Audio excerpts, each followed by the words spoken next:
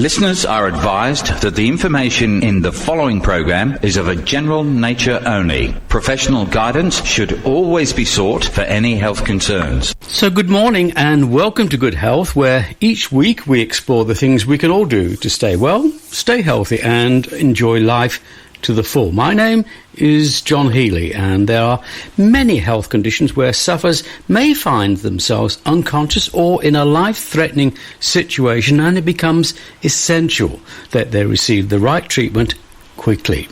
Thankfully, there is a way of ensuring that happens.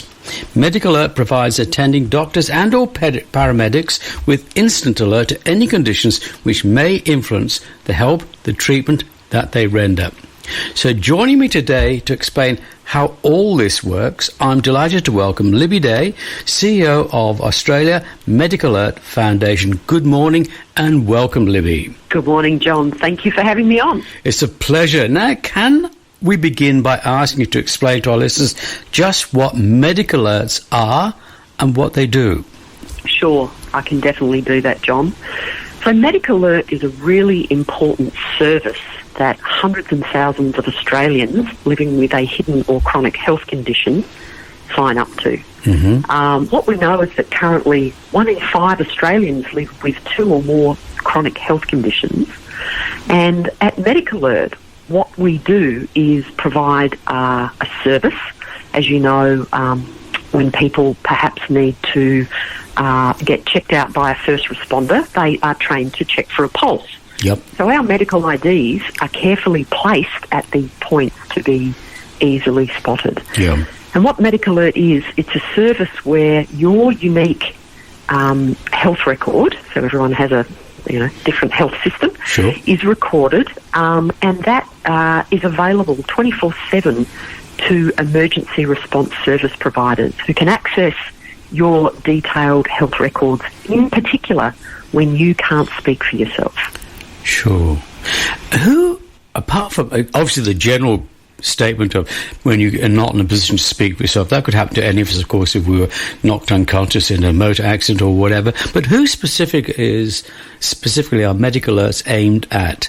Yeah, look, lots of people use them for different things. As I said, the majority of it's really for any Australian living with a hidden or a chronic health condition. So babies to children, teens to young adults, and adults to seniors.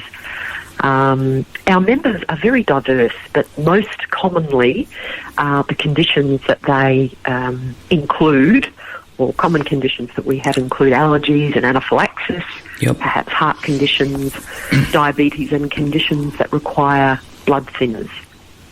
We also store advanced care directives or details of medical devices such as pacemakers as well. So it's really quite broad and varied. Right. I imagine there must be people, like people with hearing impairments or speech impairments as well, who would find this of benefit to them? That's true, yes. We do have people who register their what they want known for their health conditions, should they need it, particularly when they can't speak for themselves. So yes, sometimes it's have had a stroke, it's hearing, it's all sorts of things. Yeah, sure. So just quickly, if you could, take us through how the MedicAlert system works. Sure. So what happens is someone signs up, so they contact us and or go online to register their particular health condition with us. And in the case of an emergency, what happens is, as I said earlier, the device that people wear, and people know us traditionally, having been around in Australia for 51 years now, people know the little bracelets or the neck pendants that they wear. So it's an ID that points to more detailed information being accessible 24/7. That alert or that ID ensures you carry your full medical history wherever you go, giving people peace of mind, particularly when, in the event of emergency, when they need their health condition understood. Exactly. You're in the middle of a motor vehicle accident, then there isn't a lot of time to spare, or someone who's experiencing a stroke or similar conditions. So I understand that. That's great. Now, I understand, Libby, that there are other devices out there that listeners might confuse with MedicAlerts. Can you briefly explain the key difference between what the MedicAlert provides to the person who's wearing it, indeed to the responders, and some of the other devices which we may have heard of? Yeah, sure. Look, and this is where it does get a little bit confusing. MedicAlert services a solution for someone who's concerned that their unique health situation might not be understood in an emergency. I think what you're referring to is, say, some of the tracking devices, Yep. fall monitors. Yep. They are in a different product category, we call them. They're really designed solely to create a notification of the need for assistance. Also, very important, I have a father with vascular dementia, and we are researching something like that for him at the moment. But what we do is MedicAlert works on the fail-safe measure of an engraved item of jewellery and a simple phone call if needed, which is then supported with clinically validated secure health records. And of course, the key to all of this is your system, that backup is available 24/7, wherever the person is. Yes, exactly. And we are the only ones who offer that service. There's lots of other products on the market where you might just get a name or something written on the jewellery, but it's that... John has fallen over. access. He's not responding. Go and find out what's happening. It's very different to the system that you've described so far. That's right, yeah. Now, Libby, I thought one of the nice things we could do, and with the help of your team, we've managed to track down and speak to one of the users, which we'll come to in a moment. But before we do that, can we just take a short break here? Sure. And welcome back. Welcome back to Good Health with my guest, Libby Day from MedicAlert. Now, Libby, before we get to speak to Stephanie, who is the very generous member of your community who agreed to speak with us, you're probably aware we have a very high proportion of elderly people in our community, which I imagine, reflecting the point you made just before the break there, creates particular challenges for carers as people age. I understand that you and MedicAlert have been conducting a pilot scheme, Safe and Sound, in WA. Can you talk us a little about that? Because I think it talks specifically to the problems of people with dementia who may get lost. That's right. So the product in Western Australia, which is a partnership that we entered into with the West Australian Police, is called Safe and Sound. And what it is it's aimed specifically at people who have cognitive impairment issues who are at risk of wandering. So when we think about that, we think most commonly of, say, people with Alzheimer's or dementia who wander off.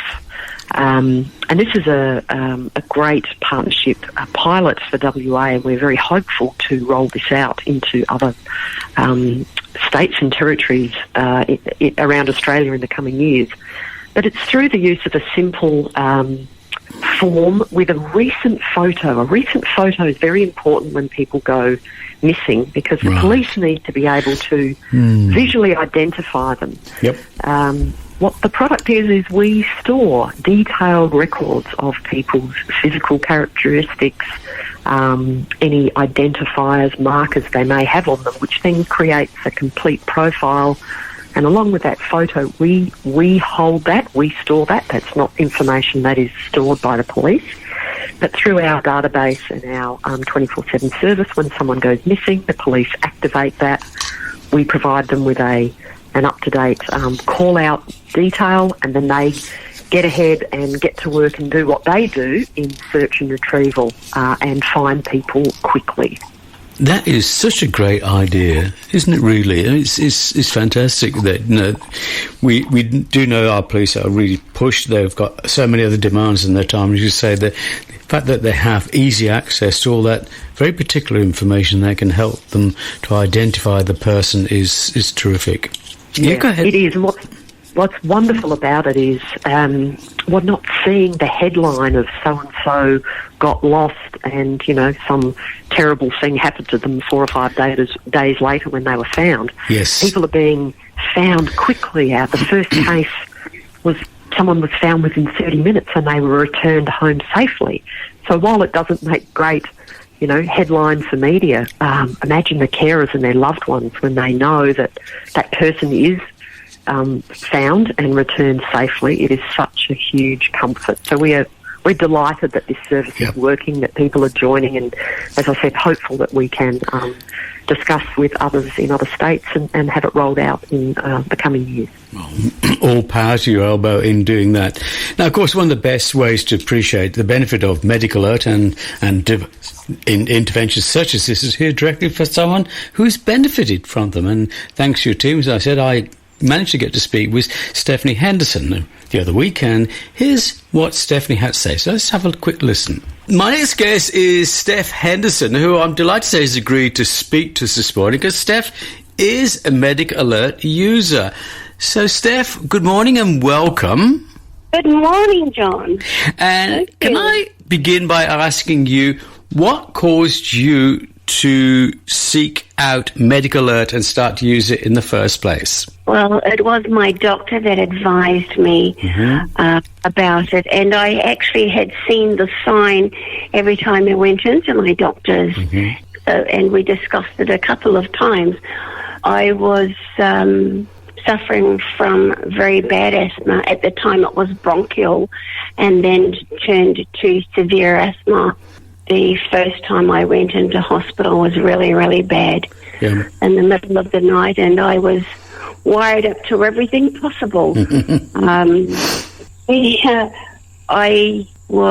I had gone unconscious, and even though I had all these machines, one of the machines was breathing for me. When an asthmatic becomes unconscious, if the person wakes up, he or she wakes up. If that person does not, then that's it. And it was after that we started talking about Medicare. Well, MedicAlert, of course, gives... MedicAlert, my apologies. That's fine. So obviously I would imagine that what were the biggest concerns for you when you realised you had this condition that could hospitalise you, not necessarily at a moment's notice, but certainly very quickly? Struggling to breathe. Absolutely struggling to breathe. Such a ghastly feeling. Yeah. Yes. And what has having MedicAlert done for you? How has it improved the situation for you? It has actually given me peace of mind, knowing that somewhere out there are my details, and wearing the bracelet has my details and the phone number. Should anything happen to me and there are people around, they know that that it's just, peace of mind. Well, that's terrific. Yeah. Steph, we are delighted that you have been able to take time out of what's a very busy time for you to talk to us this morning, so we will let you get back on with your day, but thank you again for agreeing to speak with us this morning. Oh, thank you so much. Thank you very much. Great. Now, I would imagine that peace of mind is an important fact for many of the MedicAlert users. Libby, have you experienced it? Yeah, that's true. We hear that so many times, John, to have people say, peace of mind, that my medical record can be accessed when I can't speak for myself, peace of mind to know that all my details are correct, they're all clinically validated. We hear it not only from our members, but from the families of our members as well. So that's such a great story. Thank you for sharing that with everyone. You're very welcome. Finally, perhaps we might invite you to talk about the role and the work of the foundation. How and where do you operate, and how can people get involved and or join MedicAlert Foundation in Australia? Yes, sure. So look, we are a not-for-profit organisation. We came to Australia in 1971, proudly operating. We're headquartered here in Adelaide, but we operate nationally, part of a worldwide network of MedicAlert partners. And for people interested, our annual membership is about $1 a week, about $52, $53 a year. So really what you get for that is very cost-effective. In addition to the annual membership fee, our ID bracelets, and there's quite a range, styles to suit every budget and lifestyle. They begin at about $40. So it's really a simple 3-step: sign up, create a MedicAlert record, and select your choice of medical ID. Okay. And people can join us at medicalert.org.au or calling our 1-800 number, which is 1-800-882222. And are you all manned by volunteers, Libby? No, we have a call centre here in Australia. Mm-hmm. We are completely funded through our membership base, so we don't receive any government grants, so we're self-sufficient. Yep. And we are looking at some exciting extensions to what we do. We live in a digital age. While we know that a lot of our members are elderly, we have enormous appeal to young people, to people working remotely across the country, and we are just in planning for lots of other ways to access ways for our members to access their medical records. The jewellery will always be at the heart of what we do, but the service can be offered in different ways. So watch with interest. We'll be launching some interesting things in the coming months. That's terrific. Now, I would just, in closing, I would imagine that, of course, all of this depends on you spending a fair amount of time working with and liaising with the various different paramedic organisations around the country, so they know that when they come across this MedicAlert on a person's wrist, that it does carry this amount of tremendous information that's useful to them.